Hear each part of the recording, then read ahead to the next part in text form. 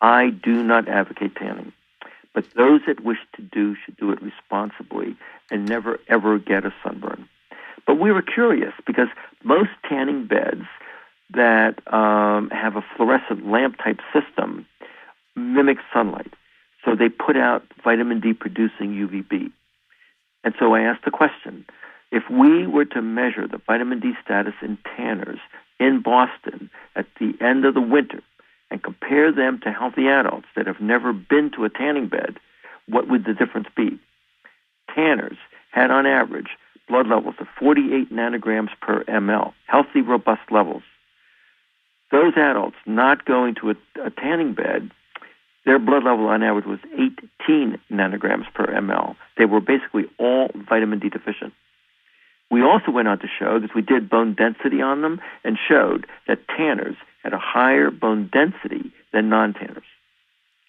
So do I advocate tanning bed for you getting your vitamin D? No, but that may be a benefit for those that wish to tan responsibly.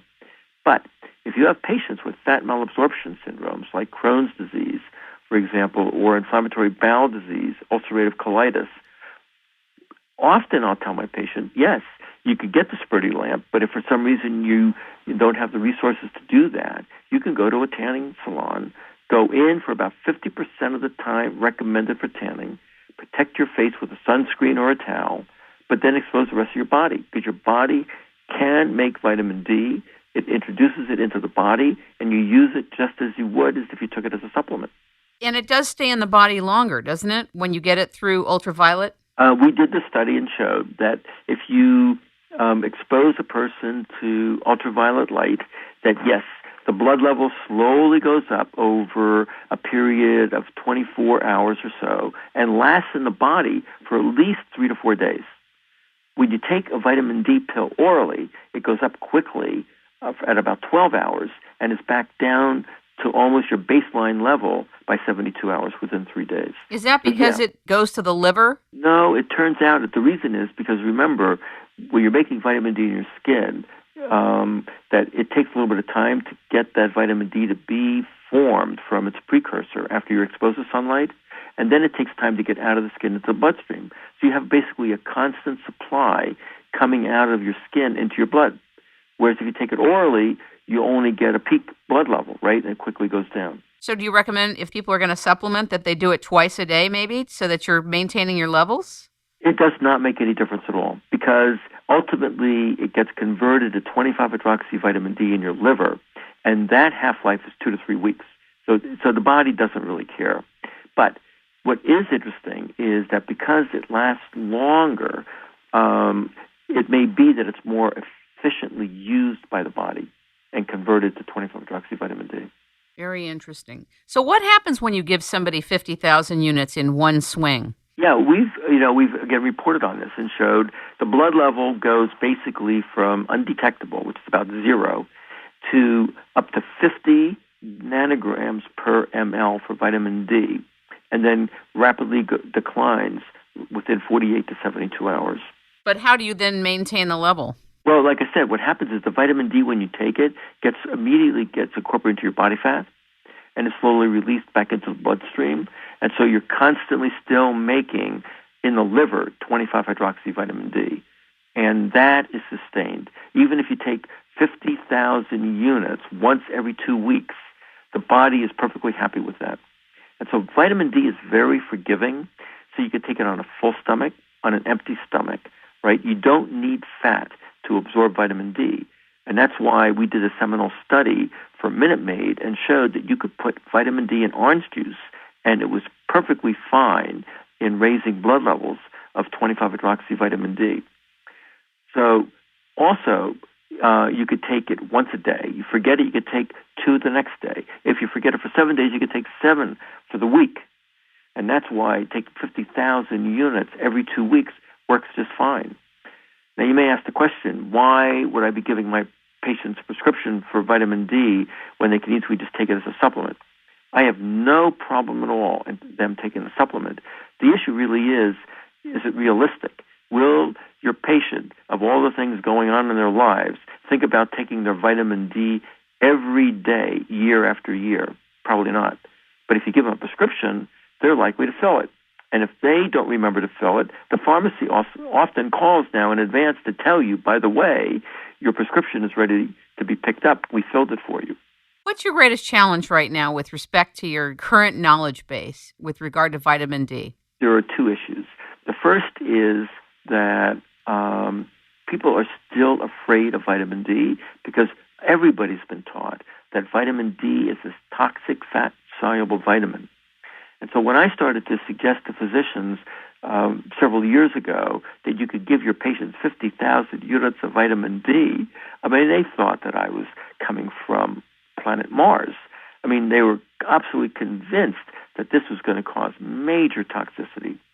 But we've now published enough papers, and others have published similar papers, clearly demonstrating that, in fact, we may have been off by a factor of 10 for the amount of vitamin D that people need. So children, 600 to 1,000 units a day. Adults, 1,500 to 2,000. And for me, like I said, I take 3,000 units a day. So that's the first issue. The second issue is that physicians are finally kind of getting on the bandwagon of treating patients for vitamin D deficiency. But what they don't realize is that they didn't treat the problem, which is that the patient wasn't getting enough vitamin D in the first place. So often they'll tell the patient, take the 50,000 units once a week for 8 weeks, and then go on your multivitamin or your 1,000 units of vitamin D a day. So the patient will gradually become vitamin D deficient again. And that's why I published that paper showing that even after 6 years, on basically equivalent of 3,000 units a day, it is perfectly safe. It will not increase risk of kidney stones. It will not cause any toxicity.